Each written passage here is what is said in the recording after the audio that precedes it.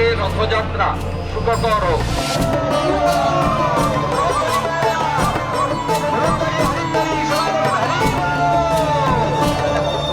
বদলের বাংলায় প্রথম রথ, রথেও কি কিছু বদল দেখলে? কিছুটা বদল তো বটেই। দেখো কৌশিক, মানে যে বদলটা হয়তো মানুষের কাছে খুব এক্সপেক্টেড ছিল, মানুষ হয়তো এটার জন্য মনে মনে গুমড়েছেন। আমি গুমড়ানোর কথাটা বলছি তার কারণ ক্ষমতা যখন প্রদর্শনের মধ্যে থাকে, শক্তি প্রদর্শনের মধ্যে থাকে, তখন না সাধারণ মানুষের, আমরা যাকে এমনিতে নেতারা বলেন জনতা জনার্দন, কিন্তু মুখে বলেন ভোটের সময় জনতার ভোটটা পাওয়ার জন্য, ভোট পাওয়ার পরে 5 বছর জনতার কি হাল হয় সেটা তো আমরা দেখেছি। আর বিশেষ করে আমরা যে কোটানকোট দণ্ডাব্দে বাস করতাম 2011 পরবর্তী বাংলায়, সেই দণ্ডাব্দে জনতা জনার্দনের কি হাল ছিল সেটা আমরা জানি। দেখো, একটা ছিল মমতার রথ। সেই রথটা মানে কি? মমতা বন্দ্যোপাধ্যায় আসবেন, মমতা বন্দ্যোপাধ্যায়কে কেন্দ্র করে গোটা রথযাত্রা যা কিছু রিচুয়ালস সেটা আবর্তিত হবে। দেখতে দেখতে তোমার গুলিয়ে যেতে পারে যে আসলে রথযাত্রা উৎসবটা জগন্নাথ দেবের জন্য, জগন্নাথ বলরাম সুভদ্রা কৃপা বর্ষণ করতে বাইরে বেরোচ্ছেন সাধারণ মানুষের জন্য, তাদের জন্য, তাদের দিকে কৃপা দৃষ্টি দেবেন তার জন্য, নাকি মুখ্যমন্ত্রীর জন্য, মুখ্যমন্ত্রী তাদের দিকে কৃপা দৃষ্টি দেবেন বলে, বা মুখ্যমন্ত্রী একটা রথযাত্রার আগে আগে থাকবেন বলে। এইটা ছিল ছবি। তার সঙ্গে সেলিব্রিটি, তাদেরকে ঘিরে ব্যাপক কড়াকড়ি নিরাপত্তা, সাধারণ মানুষের কার্যত রথের ধারে কাছে ঘেঁষতে না পারা, সব কিছু মিলিয়ে এটা ছিল মমতার। আজকে যেটা দেখলাম আমরা, এক কথায় যেটাকে বলতে পারি জনতার রথ। রথযাত্রার যে ছবিটা যেমন হওয়ার কথা, জনতা যেভাবে রথের রশি টানে, জনতা যেভাবে রথকে ঘিরে হাঁটে, জনতার যে কোলাহল থাকে, জনতার যে আবেগ থাকে, যে উদ্বেলতা থাকে রথযাত্রাকে কেন্দ্র করে।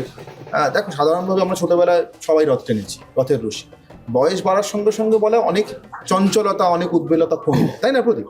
কিন্তু রথযাত্রার ক্ষেত্রে তুমি দেখবে যারা রথযাত্রায় হাঁটতে যান তাদের সেই চঞ্চলতা, উদ্বেলতা কমে না, বরঞ্চ তাদের মধ্যে যেন ভিতরকার শিশুটা 364 দিন পরে ওই 365 নম্বর দিনে বেরিয়ে আসে। তারা কিন্তু রথযাত্রার সময় রথের রশিটা ধরবার জন্য হয়তো পৌঁছতে পারছেন না, খুব চেষ্টা করছেন প্রাণপণে কাছে পৌঁছানো, কিন্তু এই পৌঁছানোর জন্য তারা, ছোটবেলায় আমরা একটা ক্যাম্বিস বল পাওয়ার জন্য অথবা একটা ক্রিকেট ব্যাট পাওয়ার জন্য যতটা চঞ্চলতা দেখাতাম, আগ্রহ দেখাতাম, উদ্বেলতা দেখাতাম, তার থেকে দড়িটা ছুতেই হবে। পাড়ার মাঠে ফুটবল খেলা ধরতে পারে। মানে তুমি যেটা বলতে চাইছো, এতদিন আমরা দেখেছি গত কয়েক বছরে মমতার রথ, এবার দেখলাম জনতার রথ। কিন্তু তুমি যেটা বলছো বটে, কিন্তু জনতার রথ মানে শুধুই কি জনতা? এই রথেও তো নেতাদের দেখা গেল। দেখো, তুমি যেটা বলছো আমি কিন্তু সেই অর্থে বলছি না যে রাজা আসবেন না, নেতা আসবেন না, নেতা এলেই সে রথ জনতার থাক না, তা কিন্তু একবারে বলছি না। ধরো পুরীর যে রথযাত্রা, যাকে কেন্দ্র করে এখন সব থেকে বেশি রথের আবেগ আবর্তিত হয় এখনো পর্যন্ত, সেই রথযাত্রায় কি নিয়ে মহারাজা আসবেন, তিনি নিজে সোনার ঝাড়ু দিয়ে রথের সামনের রাস্তাটা পরিষ্কার করবেন, তারপর সে রাস্তায় রথ করা। তাহলে কোথাও তো একটা রাজনেতা বা রাজা, তার একটা অগ্রাধিকার থাকলো, তিনি অগ্রভাগে বা পুরোভাগে থাকলেন। কিন্তু অগ্রভাগে বা পুরোভাগে থাকা আর পুরোটাই গ্রাস করে না। মানে তুমি বলছো মমতার দল, মমতার 21শে জুলাই, মমতার সভা, যেটা বিরোধীরা বলে থাকেন, বা একসময় যারা বিরোধী ছিলেন তারা তখন বলতেন যে সবই আমি আমি আমি, এক্ষেত্রে রথের ক্ষেত্রেও তুমি সেই ব্যাখ্যাটাই দিতে চাইছো। মানে এক সময় গুলিয়ে যেত কৌশিক, যে আমরা সেই ছোটবেলায় পড়েছিলাম না যে রথ ভাবে আমি দেব, পদ ভাবে আমি। তো এইখানে গুলিয়ে যেত এক সময় যে আসলে কে দেব, কে দেবতা। মানে আমি খুব মজা করেই বলছি কথাটা, মানে রথে আসীন দেব তিনি দেব, নাকি মমতা বন্দ্যোপাধ্যায়ের আশপাশে পাগলু ডান্স খ্যাত দেব? না, এটা নিয়ে তো রবীন্দ্রনাথ বোধহয় এই কথাটা লিখেছিলেন একটা অন্য দৃষ্টিভঙ্গি থেকে। কারণ যখন উনি লিখেছিলেন, এখন এটা ইউজ হয় জনতা জনার্দনের জন্য বটে, কিন্তু যখন উনি লিখেছিলেন আরেকটাই ওনার পরিচয় ছিল। উনি আদি ব্রাহ্ম সমাজের তখন কর্ণধার ছিলেন দেবেন্দ্রনাথ ঠাকুরের মৃত্যুর পর। এবং এই রথ ভাবে আমি দেব, পদ ভাবে আমি, মূর্তি ভাবে আমি দেব, আসে অন্তর্যামী, এই কথাটার মধ্যে বলা হয়েছে রথ, পদ, মূর্তি এই সব প্রতীকগুলোই অমূলক। অন্তর্যামী বা নিরাকার ব্রহ্ম, যেটা ব্রাহ্মদের উপাস্য ছিল, সেটাই আসল। সেই কথাটাই বোধহয় বলা হয়েছে। সেই জন্য এটা ঠিক জনতা জনার্দনের কি বলা যায় বা না কি? হ্যাঁ, কিন্তু ব্রহ্ম কি? ব্রহ্ম মানে অদ্বৈত বেদান্ত বলছে তোমার মধ্যে যা, আমার মধ্যে যা, যে পরমাত্মা সেটাই ব্রহ্ম। অহম ব্রহ্মাস্মি। পরমাত্মা আমার মধ্যে যা, তোমার মধ্যে যা, মানে সাধারণ মানুষের কথাই তো বলা হয়। হ্যাঁ, সেটা ঠিক। আর রাজনীতিবিদরাও সাধারণ মানুষের কথাই বলেন যে জনতাই জনার্দন। তাহলে তো এই কথাটা মনে হয় এখন এই প্রেক্ষাপটে ব্যবহার করাই যায়, কি তাই তো?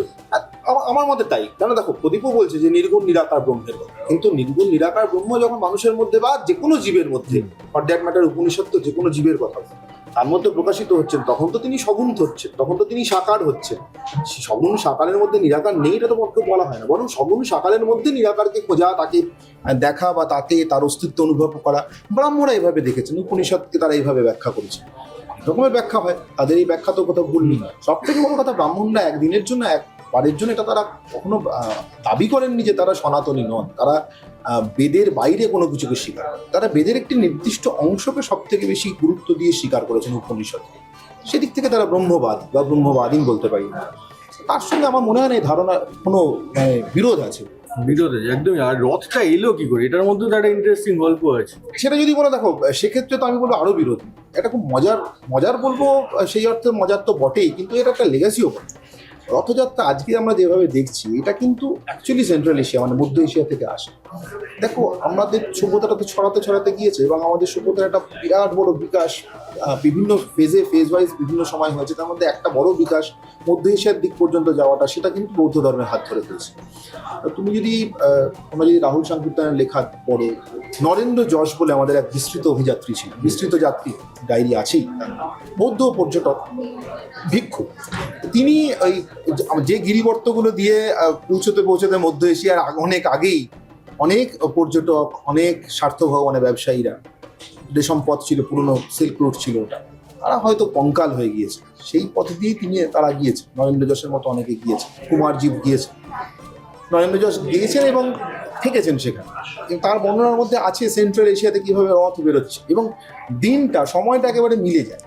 এটা একটা পুরনো কারণ আছে। আজও বৌদ্ধ ভিক্ষুরা 4 মাস তারা চাতুর্মাস্য যাপন করেন। চাতুর্মাস্য মানে তারা এই যে গুরু পূর্ণিমার দিন আমরা যেটাকে বলি, তারা যে ঢুকবেন, মানে আষাঢ়ী পূর্ণিমা, আষাঢ় মাসের পূর্ণিমার দিন তারা সংঘের ভিতরে ঢুকে পড়বেন, একটা নির্দিষ্ট সংঘে কোনো একটি মঠে ঢুকে পড়বেন। তারপর তারা ঠিক 4 মাসের মাথায় কোজাগরী পূর্ণিমার পর, লক্ষ্মী পূর্ণিমা, কার্তিকী পূর্ণিমার পর তারা আবার সেখান থেকে বেরোয়। কেন 4 মাস? কারণ বুদ্ধদেবের সময় তো এই পাকা বাড়ি ইত্যাদি এত কনসেপ্ট এতটা ছিল না। সেই সময়টাতে যেভাবে ছড়িয়েছে ধর্ম, তাতে করে বর্ষাকালে বাইরে ঘুরে বেড়ানো, গাছের তলায় দিন কাটানো, বাজ পড়তে পারে, বর্ষায় মাথায় গাছ ভেঙে পড়তে পারে, সাপের কামড়ের উৎপাত থাকতে পারে। এই কারণে বুদ্ধ নিয়ম করেছিলেন যে এই 4টে মাস এরা কেউ বাইরে যাবে। বছরে 8 মাস হিতায় বহুজন সুখায় ভিক্ষু ঘুরে বেড়াবেন। তিনি সংসারের সঙ্গে, সংসারী মানুষের সঙ্গে ডায়ালগে থাকবেন, তাদেরকে সদ্ধর্মের পথ দেখাবেন। কিন্তু এই 4টে মাস তাকে তার প্রাণ রক্ষার জন্য থাকতে হবে। এবার এই 4 মাস তারা যে সঙ্ঘে ঢুকে পড়লেন, তখন কি হতো? তখন সঙ্ঘে মানুষ আসছেন দান নিয়ে ভিক্ষুকে দেওয়ার জন্য। কিন্তু যেই মুহূর্তে সঙ্ঘের মধ্যে ভিক্ষু থাকছেন, অবস্থান করছেন, তার যেন কোথাও একটা অগ্রাধিকার হয়ে যাচ্ছে বুদ্ধ পূজা, বুদ্ধ সেবা। তার জন্য এই সময়টা শুরু হওয়ার আগে, ঠিক গুরু পূর্ণিমার আগে, আষাঢ়ী পূর্ণিমার আগে রথযাত্রার ব্যাপার ছিল কি না, এই চাতুর্মাস্য পালনের সময় ভিক্ষুরা আপনাদের কাছে সামনে থাকবেন, আপনার এবং বুদ্ধদেবের মাঝখানে ভিক্ষু থাকছেন। তার আগে অবলোকিতেশ্বর স্বয়ং বেরোবেন, রাস্তায় তিনি কৃপা দৃষ্টি দিয়ে যাবেন, সবার দিকে তাকাবেন, সবার দিকে দেখবেন। অবলোকিতেশ্বর মানে অবলোকিত ঈশ্বর, যিনি অবলোকন করছেন, যে ঈশ্বর কনসেপ্ট, ওদিকে বৌদ্ধ বলছেন, তিনি কৃপা দৃষ্টি বর্ষণ করতে করতে যাবেন এবং তার অবলোকিত দৃষ্টিতে মানুষ ধন্য হয়। এইভাবে রথ চ্যারিয়েট বেরোত এবং 3টে মূর্তি থাকতো। অবলোকিতেশ্বর থাকতেন, বুদ্ধ থাকতেন, আদি বুদ্ধ থাকতেন। কোথাও কোথাও অবলোকিতেশ্বর থাকতেন, তারা থাকতেন, বুদ্ধ থাকতেন, মানে আদি বুদ্ধ থাকতেন, তার সঙ্গে সঙ্গে বাকিরা বা যারা সেই অর্থে বোধিসত্ত্ব বলে পরিচিত। ফলে সেদিক থেকেও তো এটা সেন্ট্রাল এশিয়া থেকে আসা, যেভাবে আমাদের দিবে আর নিবে মিলাবে মিলিয়ে। একদমই। আরেকটা প্রদীপ, যেটা আমার মনে হয় যে রথের সঙ্গে তো যে একটা সনাতনী সংস্কৃতি তো আছেই, তার পাশাপাশি রথের সঙ্গে একটা বাঙালির একটা নস্টালজিয়া, বাঙালির আবেগও কিন্তু জড়িত। মানে রথের কথা শুনলেই আমাদের মনে হয় একটা পাঁপড়, একটা জিলিপি, একটা রথের টান, রথের মেলা, আমাদের ছোটবেলায় যেগুলো ছিল, এই সবগুলোকেই কি আবার বিজেপি ধরতে চাইছে? বিজেপি, তোমার কি মনে হয় এবারের রথ থেকে? অবশ্যই বিজেপি বাঙালিকে একটা নতুন ধারায় অভ্যস্ত করতে চাইছে, এটা আমার মনে হচ্ছে। যে রথ অ্যাকচুয়ালি কি, কাদের রথ টানা উচিত। গত 15 বছরে যে বদভ্যাস তৈরি হয়েছিল বলে বিজেপি বার্তা দিতে চায় যে সেটা রথ নয়, সেটা হিন্দুত্ব নয়, সেই জন্য হিন্দুত্বে ফেরানোর পথে। যে জগন্নাথের চেয়ে মমতা বন্দ্যোপাধ্যায় বেশি গুরুত্বপূর্ণ হয়ে যেতেন, বা দুর্গা ঠাকুরের প্রতিমা প্যান্ডেলে থাকতেন, হ্যাঁ, কিন্তু পোস্টারে মমতা বন্দ্যোপাধ্যায় বেশি থাকতেন। মানুষ প্রতিমা দর্শনে গিয়ে প্রতিমার মুখ যত না দেখতো, প্যান্ডেলের চতুর্দিকে মমতা বন্দ্যোপাধ্যায়ের মুখ বেশি দেখে নিত। আমার মনে হয় এবার দুর্গাপুজোও আমরা একটা ভিন্ন ধারার সংস্কৃতি দেখতে চাইছি এবং সেই নতুন ধারাটাই আমাদের অভ্যস্ত করতে আমরা চাইছি। যেটা বলতাম যে রথের দড়ি টানা মানে রথ এলো মানে দুর্গা চলে এলো। হ্যাঁ, তুমি বলছো এইবারের রথ দেখে মনে হচ্ছে যেন দুর্গাপুজোর একটা ইঙ্গিত মিলছে দুর্গাপুজোটা এবার কিরম ভাবে হতে চলেছে। দুর্গাপুজোটা এবার কিভাবে হতে চলেছে, যে রথ আমরা দেখতাম যেখানে নেতা জনতার চেয়ে বা জনার্দনের চেয়েও বড়, সেই রথের এবার চাকা বসে গেছে, নতুন রথের চাকা গড়াচ্ছে বলে মনে হচ্ছে। মানে একটা নতুন তোমার ধারা কথা অনুযায়ী বলাই যায় যে সেই ফিরে এসো চাকা বিনয় মজুমদারের। হ্যাঁ, রথ হয়ে এসো, পথ হয়ে এসো। আর চাকা মানে তো শুধু চাকাই নয়, মানব সভ্যতার একটা মস্ত বড় আবিষ্কার ছিল চাকা আবিষ্কার। চাকাটার সঙ্গে একটা বিরাট তাৎপর্য রয়েছে। চাকা মানে কি শুধুই রথের চাকা? তোমার কি মনে হয় চাকা কত রকম এবং কিভাবে গড়াতে শুরু করছে বলে মনে হচ্ছে? এখানে একটা ইন্টারেস্টিং কথা বলতে পারি, যেভাবে ধরো বালগঙ্গাধর তিলক গণেশ পুজো শুরু করেছিলেন মহারাষ্ট্র, সেইভাবে জগন্নাথের এই রথ বা তার চাকা তার কিন্তু একটা আলাদা বর্ণনা শ্রী অরবিন্দের কথায় আছে। শ্রী অরবিন্দকে তো বলা হয় যে ভারতীয় জাতীয়তাবাদের প্রাণ পুরুষ, তার বন্দে মাতরম ইত্যাদি, মানে বন্দে মাতরম পত্রিকা সূত্রে এবং তার যে বিপ্লবী কর্মকাণ্ড। শ্রী অরবিন্দ কিন্তু লিখছেন রথের এই চারটে চাকা আসলে চারটে জিনিসের প্রতীক। এই চারটে চাকার উপরে আসলে একটা জাতি দাঁড়িয়ে থাকে। শ্রী অরবিন্দ বলছেন যে আসলে এই চারটেকে মনে হচ্ছে যে আসলে বোধহয় একটা আরেকটার সঙ্গে বিরোধাত্মক, কিন্তু তা না। এই বিরোধটার মীমাংসা হলে বা এই চারটি জিনিস একসঙ্গে এগোলে একটা জাতি এগোয়। মানে রথের উপরে যিনি আসীন আছেন তিনি আসলে তিন গুণের সমাহার, সত্য রজতম। তিনি সমস্ত গুণের সমাহার হয়ে বসে আছেন, আর এই চারটে চাকা তাকে এবং জাতিকে একসঙ্গে বয়ে নিয়ে চলছে। জগন্নাথের রথ টানা শুধুমাত্র নিজের পুণ্যার্জনের জন্য, জাতীয় পুণ্যার্জনের জন্য। বাংলার বিজেপির আশাটা অন্য আর 5টা রাজ্যের থেকে আমি অন্তত একটু আলাদা চোখে দেখি এই জায়গা থেকে কৌশিক। বাংলায় বিজেপির যে ন্যাশনালিজম সেটা কিন্তু কালচারাল ন্যাশনালিজম রাদার দ্যান, মানে মোর দ্যান পলিটিক্যাল ন্যাশনালিজম, যেটা আমরা নর্দার্ন ইন্ডিয়াতে দেখে থাকি।